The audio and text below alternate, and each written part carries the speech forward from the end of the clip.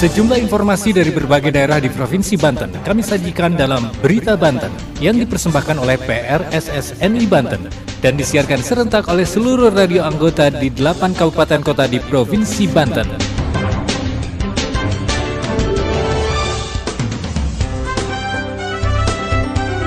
Anda kembali bersama kami di Berita Banten PRSSNI Banten edisi Selasa 30 Agustus 2022. Sejumlah informasi dari berbagai wilayah di Provinsi Banten kami hadirkan untuk Anda yang disiarkan serentak oleh seluruh radio anggota di 8 kabupaten kota di Provinsi Banten. Dan inilah sejumlah informasi utamanya. Gerakan Pramuka telah menanamkan semangat pengabdian kepada bangsa. Hal itu dikatakan pejabat Gubernur Banten dalam puncak peringatan Hari Pramuka. Pemkab Pandeglang menganggarkan 38 miliar rupiah untuk pembelian sepeda listrik di tengah kondisi jalan di Kabupaten Pandeglang rusak. Pemkot Cilegon ajak industri untuk perbaiki kondisi jalan lingkar selatan yang rusak parah. Bersama saya Aldi Akbar, inilah Berita Banten selengkapnya. Pendengar, Pemkot Cilegon bersama dengan kalangan industri mengadakan Forum Group Discussion terkait dengan penanganan Jalan Aat Rusli atau Jalan Lingkar Selatan yang kondisinya rusak parah. Dalam forum rapat tersebut, Wali Kota Cilegon Heldy Agustian mengajak kalangan industri untuk bersama-sama memperbaiki kondisi JLS yang rusak parah. Berikut laporan Angga dari KIS FM Cilegon. Pemerintah Kota Cilegon bersama industri Kota Cilegon menggelar acara Focus Group Discussion terkait penanganan Jalan Aat Rusli atau JLS yang berlokasi di The Royal Krakatau pada Senin 29 Agustus 2022. Kegiatan yang melibatkan industri-industri Kota Cilegon ini membahas tentang permasalahan kondisi Jalan Aat Rusli yang rusak, di mana jalan yang memiliki panjang 15,867 km ini memiliki 4 jenis kerusakan, di antaranya badan jalan, jembatan, TPT badan jalan, serta trotoar dan drainase. ST0 sampai 3,9 yang berlokasi depan Hotel Forbis menjadi titik yang mengalami kerusakan cukup parah pada saat ini.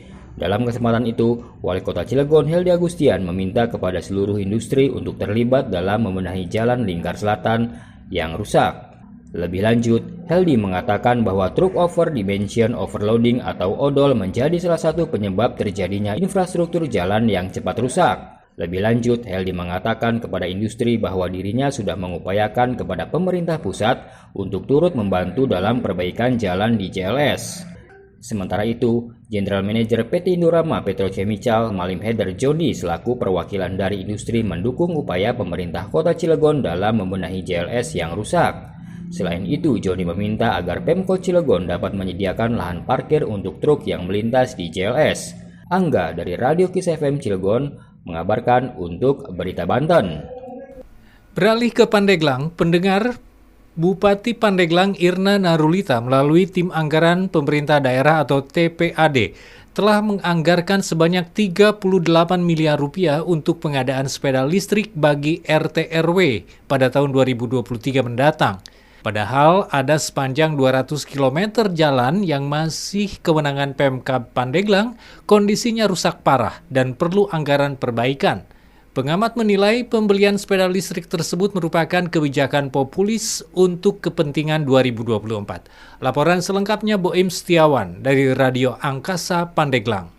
Dari Pandeglang, Banten, Bupati Irna Narulita melalui tim anggaran pemerintah daerah atau TAPD Kabupaten Pandeglang mengalokasikan anggaran senilai 38 miliar rupiah untuk pengadaan sepeda listrik bagi RT dan RW pada 2023. Pengadaan sepeda listrik dinilai sebagai kebijakan populis untuk kepentingan politik 2024. Apalagi saat ini masih ada sekitar 200 km jalan yang menjadi kewenangan pemerintah Kabupaten Pandeglang dalam kondisi rusak berat. Jika anggaran tersebut digunakan untuk pembangunan jalan, maka dapat membangun jalan beton sepanjang 10,8 km dengan asumsi 3,5 miliar rupiah untuk pembangunan 1 km jalan beton. Sementara itu, jika dibangunkan jalan dengan konstruksi hot mix, maka panjang jalannya akan dibangun kurang lebih 25 km karena anggaran untuk pembangunan 1 km jalan hot mix kurang lebih senilai 1,5 miliar rupiah. Kepala Dinas Pekerjaan Umum dan Penataan Ruang atau PUPR Kabupaten Pandeglang, Asep Rahmat mengatakan secara Secara keseluruhan, panjang jalan yang menjadi kewenangan kabupaten sepanjang 723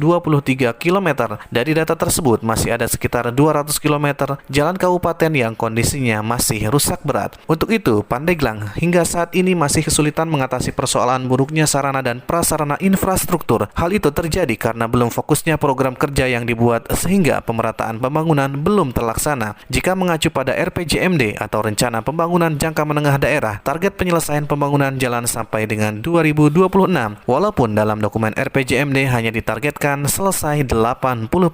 Asep menerangkan jalan kabupaten yang dibangun pada 2022 sebanyak 49,72 km dengan alokasi anggaran yang digunakan senilai 128,91 miliar rupiah. Dijelaskan Asep, pemerintah Kabupaten Pandeglang telah membuat program kerja yang dituangkan dalam Rencana Pembangunan Jangka Menengah Daerah 2021 sampai dengan 2026. Semua ruas jalan milik Pemkab akan selesai dibangun dan dalam kondisi mantap. Dia mengaku ada beberapa hal yang menyebabkan masih banyaknya ruas jalan di Pandeglang yang kondisinya rusak berat, diantaranya karena keterbatasan anggaran. Asep mengatakan jika ingin tuntas dalam 1 tahun, minimal 1 triliun rupiah khusus untuk jalan. Terang Asep saat ditemui pada hari Jumat 26 Agustus 2022. Dari 98,9 Angkasa Radio, Boim Setiawan mengabarkan untuk Berita Banten. Berita Banten. Anda masih bersama kami di Berita Banten PR SSNI Banten. Pendengar, pejabat Gubernur Banten Al-Muktabar mengungkapkan gerakan Pramuka telah menanamkan semangat pengabdian kepada bangsa. Hal tersebut dikatakannya dalam puncak peringatan Hari Pramuka ke-61 tingkat Kuarda Provinsi Banten 28 Agustus yang lalu. Berikut laporan Mila dari Hot Radio Serang.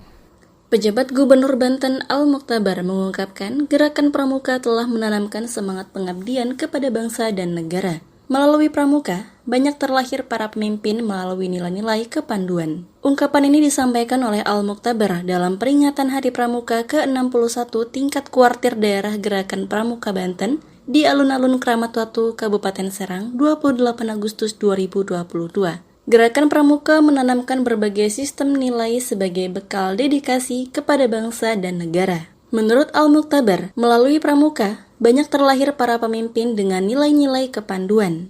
Al-Muktabar juga berpesan kepada adik-adik Pramuka yang saat ini sedang belajar untuk memiliki 3 kemampuan, yakni kemampuan kuantitatif, kemampuan komunikatif, serta kemampuan religius. Sementara itu, Ketua Kuartir Daerah Pramuka Banten, yakni Septo Kalnadi mengungkapkan, peringatan Hari Pramuka ke-61 baru dilaksanakan karena sebelumnya bersamaan dengan Jambore Nasional. Menurut Septo, tahun 2023, Kuarda Pramuka Banten akan menggelar Jambore Satuan Karya Pramuka di Kuartir Cabang Pramuka Kabupaten Tangerang, Bumi Perkemahan Curug. Saya Mila dari Hot Radio Serang melaporkan untuk Berita Banten.